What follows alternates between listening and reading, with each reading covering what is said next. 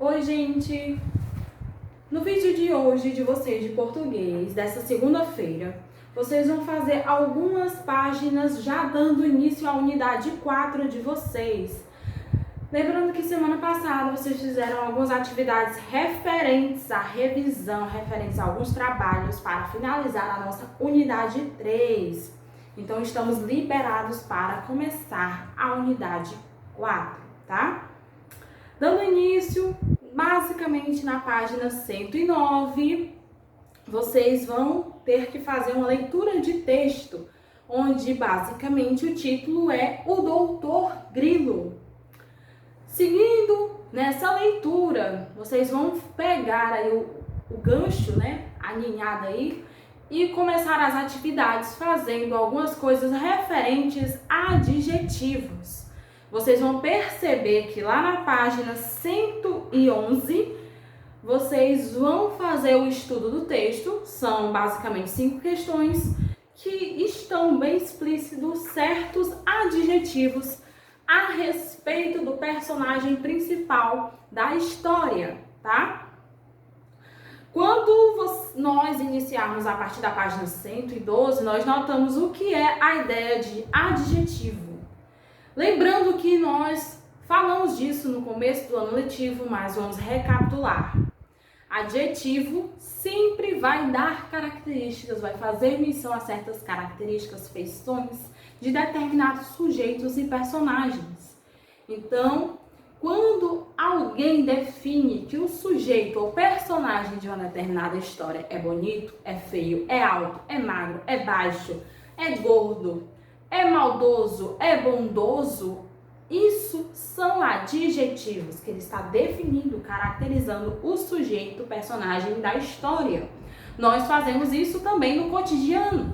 Para quê? Para caracterizar as coisas. Uma situação do seu dia a dia, você tem o costume de dizer se algo foi bom ou foi ruim. Se você conseguiu resolver algo, você diz que aquilo foi bom. Mas se você não consegue resolver um determinado problema, uma determinada situação de um jogo, você diz que ele é ruim. Vocês têm o costume de caracterizar muito as coisas quando assistem um filme ou assistem uma série. Então, se você chegou a assistir um filme esses dias, você foi contar a história para alguém, você vai fazer o resumo da história e no final você dá a sua opinião. Diante da opinião que você dá, você começa a caracterizar, você começa a colocar adjetivos para aquela história, para aquele filme, para aquela série. Isso é só um exemplo do que a gente faz no cotidiano. Levando em consideração o que o livro diz, o que ele dá como exemplo, o que ele explica, o que é adjetivo, o que é grau de adjetivo. Então, há algumas sentenças que é bom deixar claro. Primeiramente, nós notamos que no livro de vocês tem uma imagem que vai dar como exemplo, que é o violino maravilhoso. Essa imagem é uma capa de um livro, que já no título deste livro nós percebemos que já tem um adjetivo. E aí no próprio livro, nessa explicaçãozinha, ele menciona assim: no título do livro, a palavra maravilhoso, ela caracteriza o substantivo violino. Então, sempre um adjetivo ele está caracterizando um substantivo. Pode ser um substantivo comum ou um substantivo próprio, Então, o que nós nos lembramos de substantivo comum? O que nós lembramos de substantivo próprio? Substantivo comum a gente sabe que vai ser objetos, coisas, Basicamente, resumo, coisas.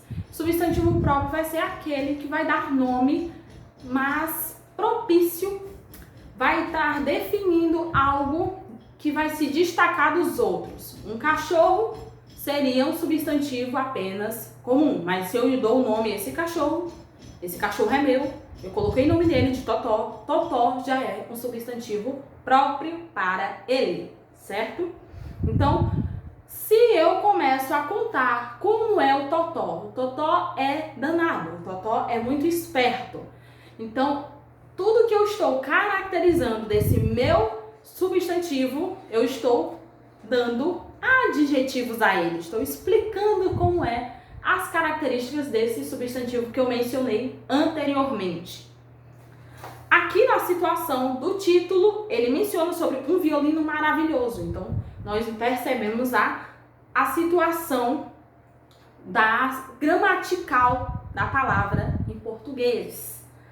Bom, chamamos a palavra que caracteriza o substantivo de adjetivo. O adjetivo, ele vai concordar com o substantivo em gênero, se é masculino ou se é feminino. Então, eu não posso dar uma característica masculina a um substantivo que é feminino.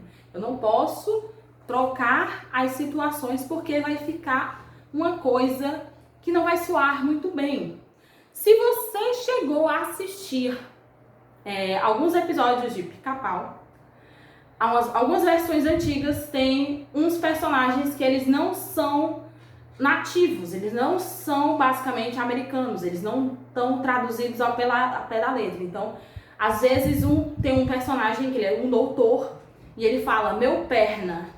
Ele não está definindo os gêneros, não está tendo concordância, justamente pela situação, para deixar destacado que esse personagem, ele não é típico, ele não é daquela situação, ele não é daquela nação. Porque algumas pessoas, quando elas têm a tendência a aprender outro idioma, têm certas dificuldades, principalmente o alemão. O alemão tem uma certa dificuldade de definir certos gêneros com pronomes possessivos ou outros substantivos. Fazer certas concordâncias é complicado em certos idiomas.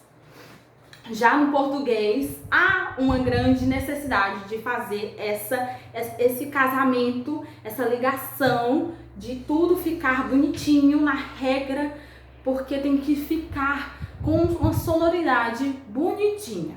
Basicamente, é assim que acontece no português. Bom, isso também vai acontecer muito na situação de número. Como é a situação de número, se levando em consideração que não estamos falando de matemática, estamos falando de gramática. Então, na gramática, o número vai ser levado em consideração as situações de singular e plural. Singular sempre vai ter apenas um sujeito. Pode ser eu, pode ser você, ou pode ser outro sujeito que eu esteja falando, ele ou ela. Já na situação de plural, vai ser um grupo, né? Eu mais outro sujeito ou um grupo de sujeitos. Pode ser nós, vós, eles ou elas. Então, nessa outra situação, você tem que sempre fazer a concordância. Não posso dizer meus lápis. Até aí, tudo bem. Mas se eu for levar em consideração minhas camisas, então fica uma situação que de maneira escrita não é algo que deve ser aceitável. Se for você chegar a fazer algum tipo de exame, você chegar a fazer algum tipo de concurso futuramente, você pode ter certos problemas. Existem alguns exemplos no livro de vocês que é em relação à menina esperta. Então, ele separa a menina como substantivo feminino singular e esperta como adjetivo feminino singular.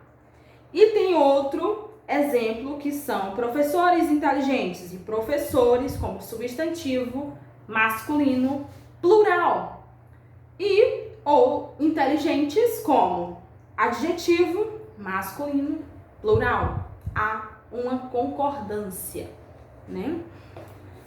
Existem certas situações que a gente deve observar, tanto no livro, no texto do Grilo, Dr. Grilo, que vai ter certas situações que vocês vão ter que apontar, vocês vão precisar mostrar isso, vocês vão fazer uma lista de palavras onde vai ter essa situação, vão fazer no caderno e mostrar para mim, mandar a atividade para mim, mandem a foto para mostrar essa situação dessa concordância do substantivo com o adjetivo dentro do texto do Dr. Grilo. Observando a frase a seguir, amor verdadeiro é o amor de mãe. Essa expressão que ela está destacada, de mãe, ela é composta por mais de uma palavra. Então a gente chama isso de locução adjetiva, que vai ser o encontro de duas ou mais palavras com o valor de um adjetivo. Vocês vão conhecer isso aí dentro de outras locuções adverbiais, o adjetivo correspondente. Por exemplo, de mãe, para fazer referência à ideia do nome materno. De pai, para fazer referência a paterno. Com as mãos, para fazer referência que é um trabalho manual, a palavra manual. Do campo, para fazer referência campestre. Do céu, a referência celeste. Da região, fazer referência a regional. De boca, referência bucal. De rei, né? Para fazer a referência de que é algo real. De cristal, referência cristalino.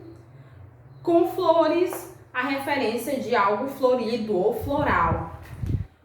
O livro de vocês, ele traz essas ideias também de grau de adjetivo.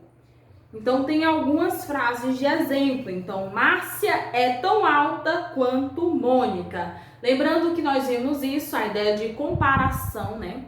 Essa comparação aqui, ela está dando uma ideia de equivalência, que uma é tão alta quanto a outra. Bel é mais alta do que Márcia e Mônica. Márcia e Mônica são menos altas do que Bel. Então, nessas três palavras, nessas três frases, na verdade, são três exemplos de situações de comparação, né, de altura. E a ideia de fazer menção de que alguém é alto, esse alguém ser alto vai ser a característica dele. Então, nós temos o adjetivo dessas pessoas, desses personagens, que vai ser a Márcia, a Mônica, a Bel, né, essas três moças. Aí vai ter as ideias, esse grau de adjetivo. Então, nós vamos ter três tipos de comparação aí. Uma ideia de inferioridade, uma de superioridade e uma de igualdade. São três situações, são três exemplos. Então, para eu dizer que algo é igual, eu vou colocar a palavra tal quanto, tanto quanto, sempre fazendo essa ideia, como tem no exemplo número 1. Então, Márcia é tão alta quanto Mônica. Já na ideia de superioridade, a ideia de que é mais, sempre vai ter a palavra mais. Então, nós temos o exemplo 2. Bel é mais alta do que Márcia e Mônica. E a ideia de que algo é inferior, algo é menor. Então, vai ter sempre essa referência da palavra menor dentro da frase. Márcia e Mônica são menos altas do que Bel. Então, essa palavrazinha menos está fazendo a ideia de inferioridade. Os adjetivos bom, mal, grande e pequeno, eles vão possuir diferentes ideias de comparação, né? Ideias também de superioridade. Os adjetivos bom, com o comparativo de superioridade melhor, o mal, com o comparativo de superioridade pior, o adjetivo grande, com o comparativo de superioridade maior, e o pequeno, como adjetivo, com o comparativo de superioridade menor. Essas ideias estão presentes no livro de vocês, mas vocês vão fazer também até a página 114, 4 questões, onde a primeira questão está na página 113, onde vocês vão precisar circular os adjetivos das frases. Vão marcar aí as frases com substantivos que se referem, né? Então, vamos botar assim, Mariana é uma aluna aplicada. Qual é o substantivo? Você vai destacar. Cadê o adjetivo? Você vai marcar também. Número 2, você vai reescrever as frases, substituindo as locuções adjetivas destacadas por um adjetivo correspondente. Então, nós temos assim, no item A, não é bom ficar exposto à luz do sol por muito tempo. Então, você teria que substituir aí a partezinha em negrito do sol e iria modificar a frase. Não é bom ficar exposto à luz solar por muito tempo. Na questão 3, vocês vão dizer onde está cada situação, o grau de comparativo de igualdade, o grau comparativo de superioridade e o grau comparativo de inferioridade, e vão colocar os números correspondentes. Número 1 para a igualdade, número 2 para a superioridade e número 3 para a inferioridade.